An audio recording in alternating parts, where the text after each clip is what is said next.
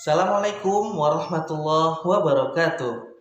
Bagaimana kabar soleh solehah pada hari ini? Saya doakan semoga antum semua diberikan kesehatan selalu oleh Allah Subhanahu wa taala. Tips soleh solehah masih berjumpa lagi dengan Ustadz Hajiz ya. Pada hari ini kita akan belajar pelajaran Sakofah, Sirah dan Akhlak. Seperti biasa ya, soleh solehah. Sebelum kita mulai pelajaran kita pada hari ini, kita berdoa terlebih dahulu ya. Wahid isnani salasa.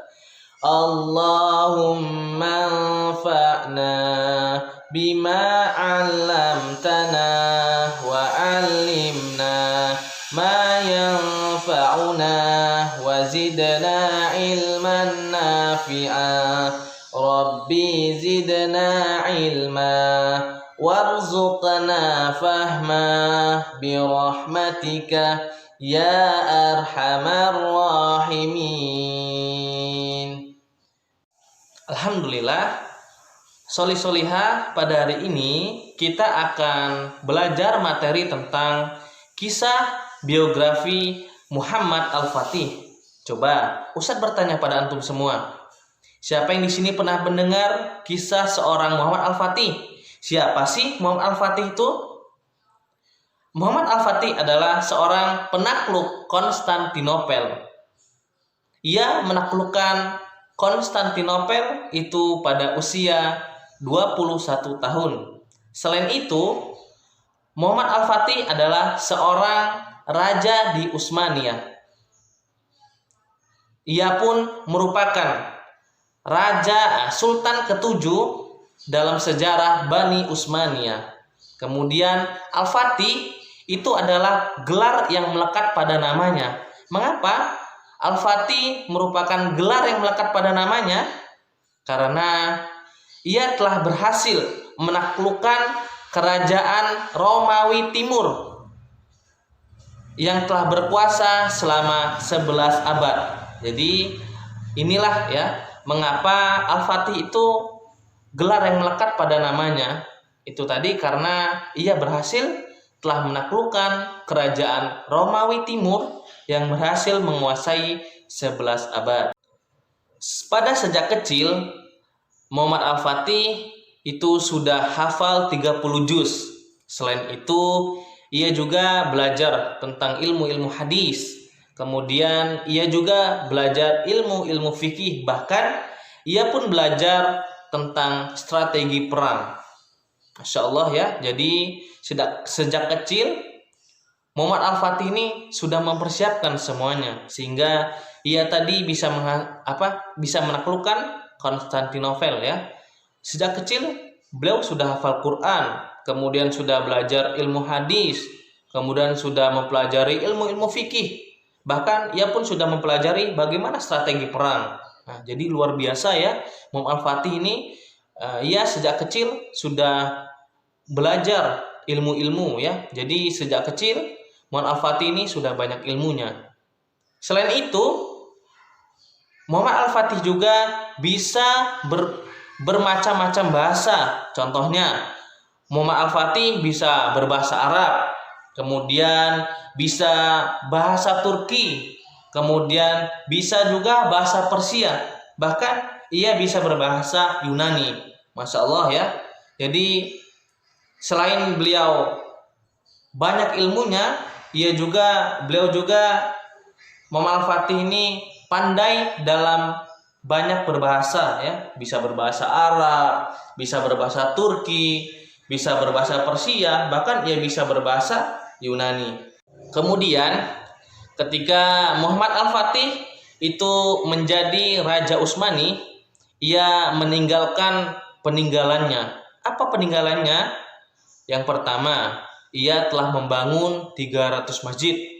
Insya Allah ya, ia sudah berhasil membangun 300 masjid. Nah, kemudian yang kedua, ia juga telah membangun 56 sekolah. Bayangin ya, sudah masjid ia bangun 300 masjid, kemudian ia juga membangun 57 sekolah.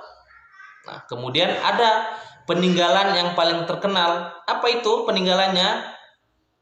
Yang pertama itu peninggalan Masjid Sultan Mahmud II. Nah, kemudian yang kedua itu Masjid Jami Ayub Al-Ansori. Inilah dua peninggalan Muhammad Al-Fatih yang paling terkenal ya. Yang pertama tadi apa? Masjid Sultan Mahmud II. Kemudian yang kedua Masjid Jami Ayub Al-Ansori. Taib soleha, kita sudah mengetahui ilmu yang sudah dipelajari oleh Muhammad Al-Fatih. Contohnya itu ilmu hadis, kemudian ilmu fikih dan strategi perang. Lalu ia pun pandai atau bisa berbahasa berbagai macam bahasa, contohnya bahasa Arab, kemudian bahasa Yunani, bahasa Persia dan bahasa Turki. Lalu Muhammad Al-Fatih itu wafat atau meninggal pada usia 50 tahun.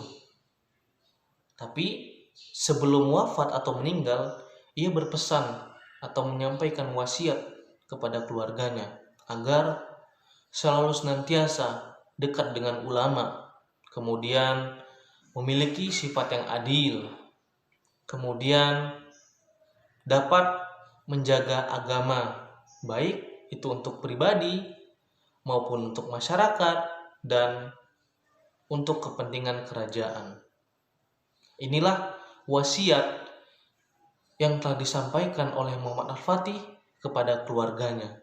Ya, jadi Masya Allah ya, soleh-solihah, sebelum wafat ia berpesan kepada keluarganya agar selalu dekat dengan ulama, kemudian memiliki sifat adil dan selalu menjaga agamanya. Baik, soleh-solihah, alhamdulillah ya, pada hari ini kita sudah belajar materi tentang biografi Muhammad Al-Fatih. Siapa sih tadi Muhammad Al-Fatih itu? Muhammad Al-Fatih ini adalah seorang penakluk Konstantinopel. Ia pun berhasil menaklukkan Konstantinopel itu pada usia 21 tahun ya. Kemudian ia pun wafat atau meninggal pada usia 50 tahun ya.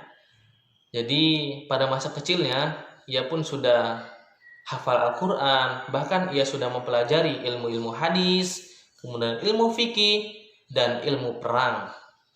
Selain itu, selain banyak ilmunya, Muhammad Al-Fatih juga bisa berbagai macam bahasa. Contohnya yaitu bahasa Arab, bahasa Persia, bahasa Yunani. Itulah 4 bahasa yang dapat dikuasainya. Kemudian adapun salah satu peninggalan yang terkenal apa? Salah satu peninggalan yang terkenal yang dibangun oleh Muhammad Al-Fatih yaitu ada Masjid Jami Ayub Al-Ansori. Kemudian ada Masjid Sultan Muhammad II. Itulah 2 peninggalan yang terkenal yang dibangun oleh Muhammad Al-Fatih. Ya, taib soleh-solihah, mungkin kita cukupkan ya materi pada hari ini ya. Pesan Ustadz pada antum semua, tetap semangat meskipun sekarang kita masih belajar online atau daring ya. Tapi jangan jadikan antum patah semangat ya, atau semangat antum berkurang. Tapi kita doa ya, semoga corona ini ya cepat hilang ya, sehingga kita dapat belajar offline ya. Tapi kita sekarang nggak apa-apa ya, kita belajar online, tapi antum masih tetap semangat ya. Kemudian pesan Ustadz yang kedua, tontonlah video Ustadz ya, Ustadz atau Ustazah yang telah diberikan kepada antum semua ya, agar antum semua bisa memahami ilmu-ilmu yang telah diberikan oleh Ustadz dan Ustazahnya. Kalau antum ingin menjadi seorang Al-Fatih, maka pelajarilah ilmu-ilmu yang sudah diberikan oleh Ustadz dan Ustazahnya, baik ilmu apapun itu ya. Maka pelajarilah ilmu itu dengan baik dan benar, agar antum nanti bisa menjadi seorang pemimpin seperti Muhammad Al-Fatih.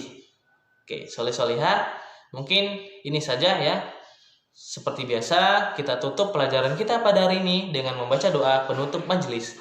Subhanakallahumma wa bihamdika asyhadu an la ilaha illa anta astaghfiruka wa atubu ilaik.